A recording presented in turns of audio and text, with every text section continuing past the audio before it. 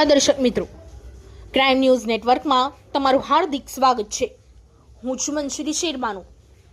વડોદરા શહેરમાં પૌવાવાળાના શ્રીજીના વિસર્જન યાત્રા નીકળી, જેમાં તાજા કમિટીના પ્રમુખ જાહિદ બાપુ જોડાયા। પૌવાવાલાની ગલીના આયોજકોનું સાલ ઓઢાવી સ્વાગત કર્યું અને ત્યારબાદ શ્રીજીની મૂર્તિની ટ્રોલી ખેંચી હિન્દુ મુસ્લિમ એકતાના વાતાવરણ વચ્ચે શ્રીજીની વિસર્જન યાત્રાનું પ્રસ્થાન કરાવવામાં આવ્યું અને કોમી એકતાની મિસાલ પૂરી પાડવામાં આવી।